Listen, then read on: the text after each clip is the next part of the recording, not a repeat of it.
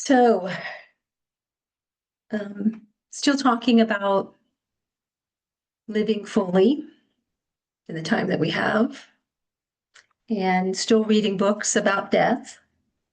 And tonight I'm going to be reading from this one, as well as Walking Each Other Home. This one's called The Grace in Dying, was originally given to me by Deanna many years ago before it applied to me so much. What she says is the emerging view of dying as a process of deep spiritual transformation is nothing other than an expression of a vast and evolutionary dynamic. So think about this. In this book, she's suggesting that the process of dying is actually not the end or not failure. It's vast evolutionary dynamic. It's change in the right direction. So a different view of how we view death. This book, with its view of the dying process as a passage filled with grace, is an artifact of our times. It arises as a consequence of our greater willingness to explore death, to bring it closer to our hearts and minds, to cease trying to hold the reality of our mortality at bay. It arises as we, as a maturing culture, begin to embrace death as a part of life and more frequently allow our loved ones to die in our midst, allowing the mystery to enter our being.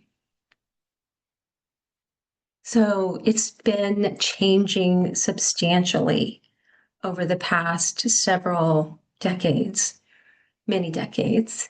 And it's been moving from images of people in a back room or tucked away in the hospital or a nursing home to people being surrounded by their loved ones. So moving out of whispered shadows and into an open-eyed sharing of a process that is natural and that's a part of life. So in the book, she shares a story from her own family in which in the 1960s, she lost her father and he had to be in a glass enclosed hospital room where no family members could be with him. And the only way she could communicate with him was via an intercom. And that was the last she saw of her father in the 1960s. 30 years later, her uncle died of the exact same illness, surrounded in his living room by his family and friends. And we all have had experiences of this. If we're of a certain age, we know the times when people went to the hospital to die. And we now know that we've come back around to being open to the process. So coming in closer to death, taking a step up to it rather than a step back, allows us to view the fragility and the transience of the human condition with great compassion. So we stop looking away from the fragile human body that will die, and we start looking at the whole of the arc of life that we're going to experience together. But even though this is becoming the norm, to be with death in this way, it's still scary. It's still very scary. We wonder if we will be able to be present with someone. We wonder if we'll do the right thing or say the right thing. We wonder how to be in the presence of long-term terminal illness and death. So Ram Dass says, it's hard for us to be with a dying person until we learn how to see what's eternal. So let that really sink in. It's hard for us to be with a dying person until we learn how to see what is eternal. And we've been talking here about what is eternal, and we've practiced with that and felt that in ourselves. Oh, this thing that is my being and that is all being. That is what's eternal here. We've always experienced together. That's not going away. So when we see and know what is eternal in ourselves, we can be open to that in the other person. And then he says that that means we're being together as souls. So just being together as souls. We don't have to approach death from a place of ego. Ego's going to have an opinion about every single thing about death, about how it should go, how we should be, we should say and do. Soul has no opinions about any of that. All that it is a simple being with what is. So he goes on to say that the wisest beings with whom Ram Dass has made contact in this lifetime, they all assure him that a soul leaves the physical plane neither a moment too early nor a moment too late. And for most of us on earth who so strongly identify with our own bodies and our personalities, that's really hard to accept. We all have loved ones that we feel have left too soon, who weren't ready or who we weren't ready to let go. If we have not listened deeply enough inside ourselves to know differently, we consider length of life an asset, which makes it difficult to be with the dying without trying to keep them alive, without trying to keep them alive in the body, rather alive in their ultimate beingness. So in our practice together today, we're going to prepare ourselves to be with death, either our own or someone we love. And as you hear me say that, you may feel something shift in you, or you may hear a voice that says, that's not safe. That somehow it is not safe. It's wrong to even imagine somebody's death, somebody passing from one form of beingness into another. And we have to keep telling ourselves, this is not true. In all these books I've been reading about death, they repeat one thing over and over again that was a shock to me the first time I heard it said. It's said, they say, death is perfectly safe. And that's a little hard for me to wrap my head around, but not my heart. So when we start looking at death as a part of a person's full lived life, we can recognize it's completely safe. So I invite us now to practice together. And we begin by affirming the presence of love here with us. As we practice in all of our moments, recalling that love is as close to us as the air that we're breathing, that we will never be separated from love. Can you feel how automatically safe things begin to feel? Whatever happens to me, whether life or death, love is here. Love has always been here.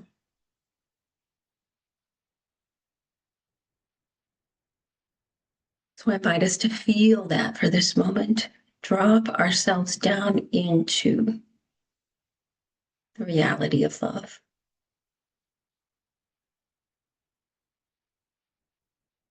And see if already you can begin to feel yourself relax.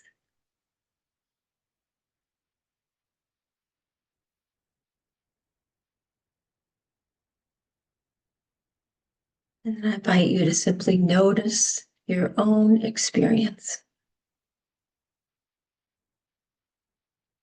To notice and name silently to yourself whatever your being is experiencing right now.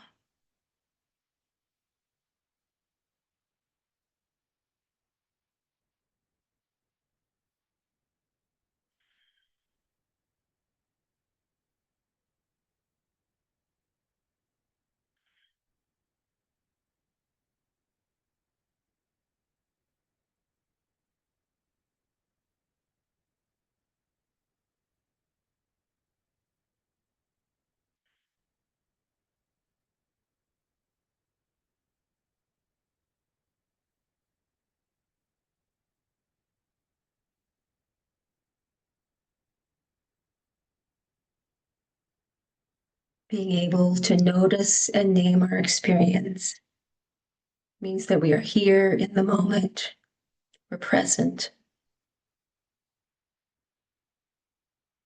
And the first part of our practice is all about becoming more deeply present. So we deepen our experience by noticing and grounding in our body.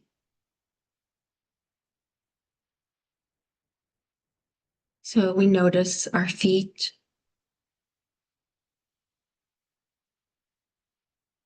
our lower legs, our upper legs,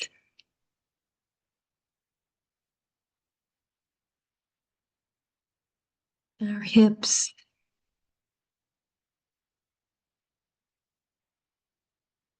we notice our pelvis,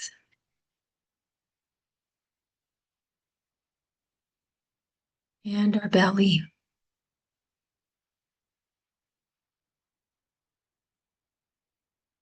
We notice all the organs contained in the belly.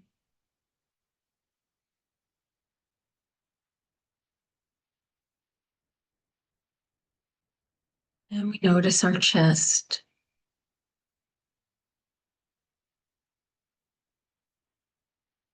And our beating heart.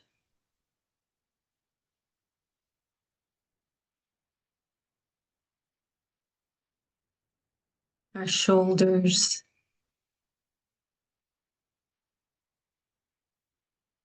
Our arms. And our hands.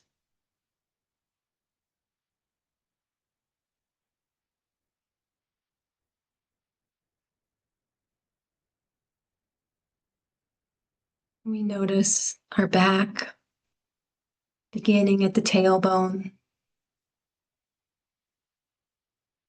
following the spine up the back to include the muscles and the ribs.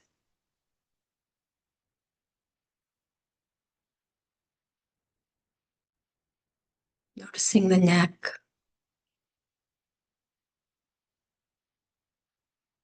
the scalp, and the face.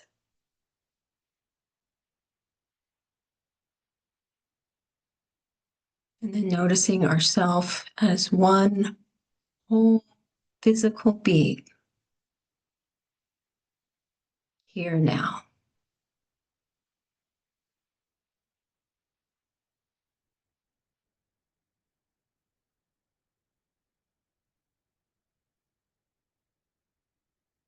And then rooting our awareness in the body. Become aware of your heart.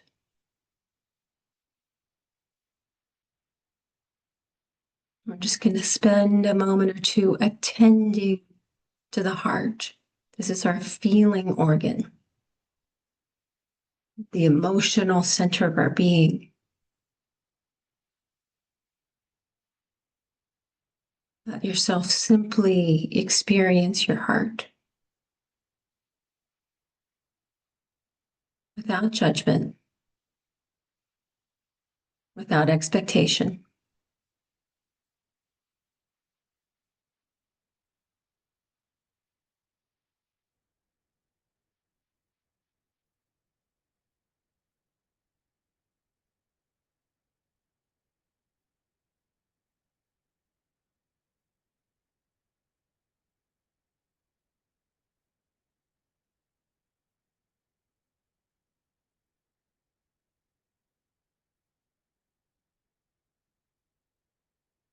And then become aware of the aliveness of your being, your spirit.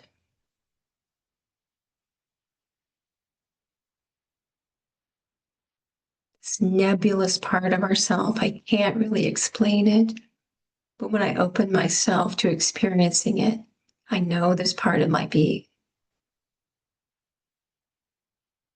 You can feel the energy, the flow.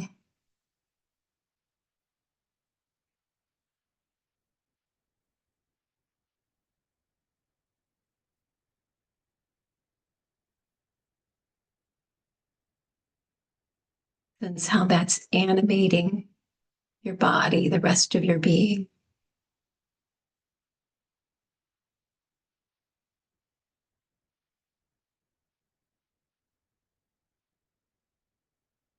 And lastly, noticing your mind. Just observing, just noticing, not having to follow thoughts.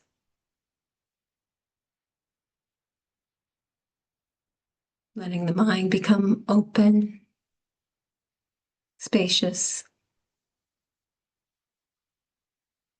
quiet.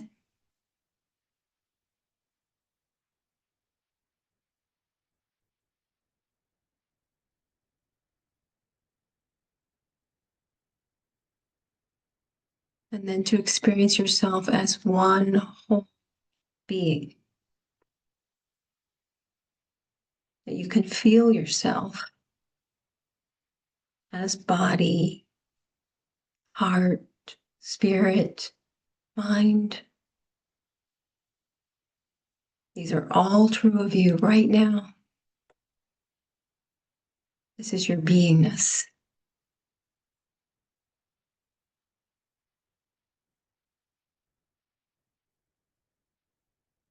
This is your presence.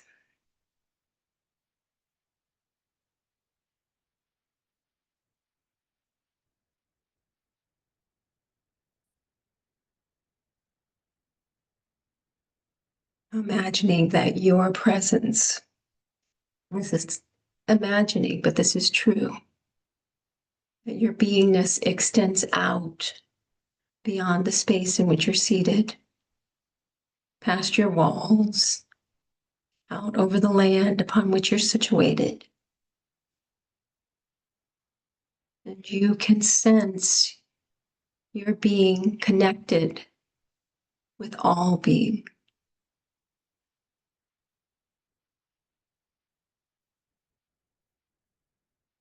Sensing some reality that we are a part of it all.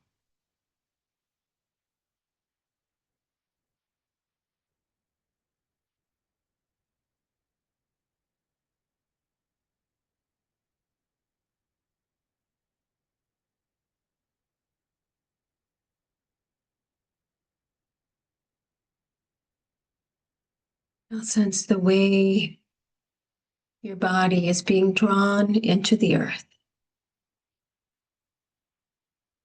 Imagine that tug of gravity that's holding your foot to the floor. And becoming aware that you are being held by the earth, that you've always been held by the earth.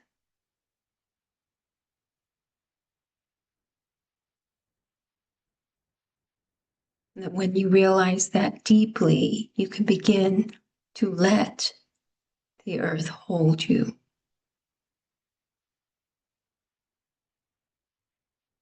You begin to cooperate. You begin to relax.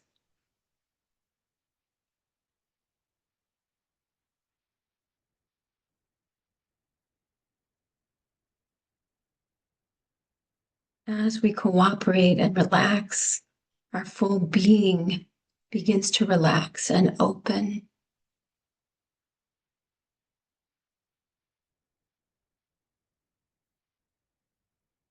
There's space within us, and that connection with all being begins to solidify. We're not separate.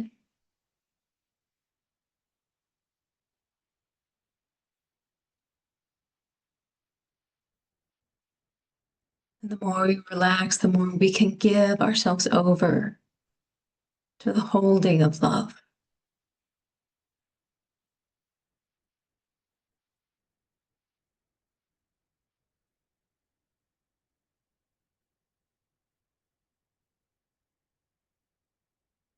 So now aware of your own presence, the way you're held, from this place of openness, noticing your breath and observing the breath as it flows into your body and back out again.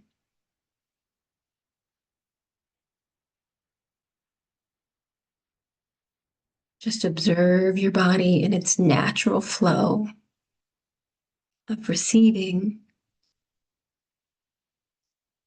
and letting go.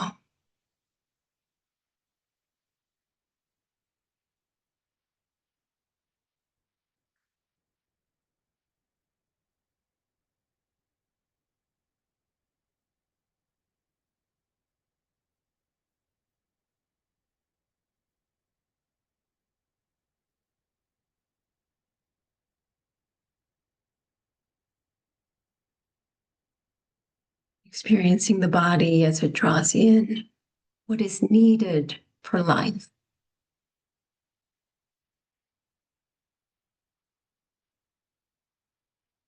And as it lets go of what is no longer needed.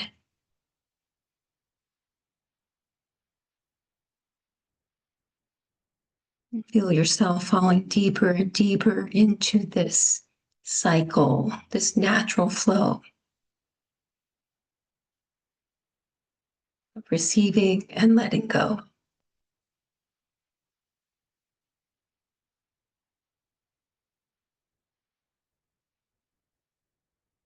Until you're ready to follow that breath all the way out. Letting go as completely as you can. And coming into a space of simple being. Just being.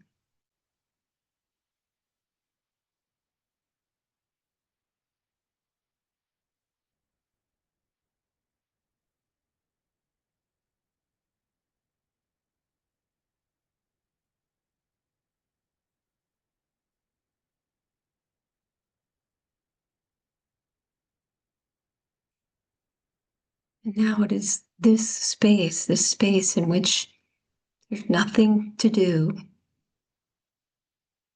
nothing that needs to be known or said. It's a space of simple being where we can be soul to soul with another being.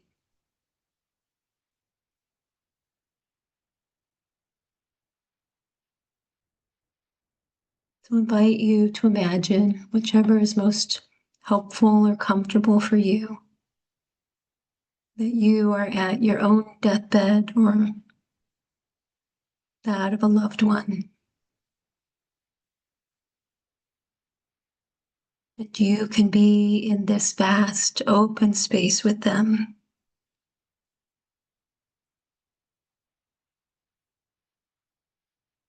allowing the loving process.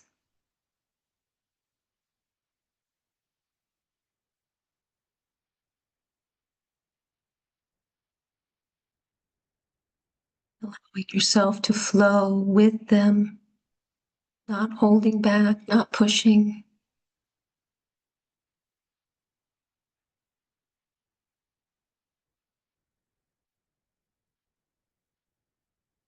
Feel what great trust you have in love.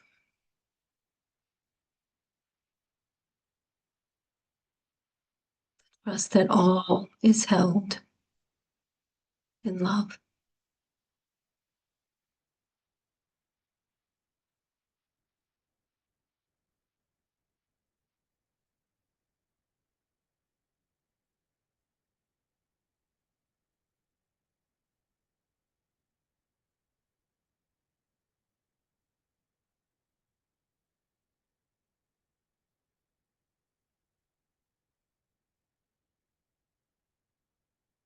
Thank you so much for practicing with me, supporting my own practice. I love you all.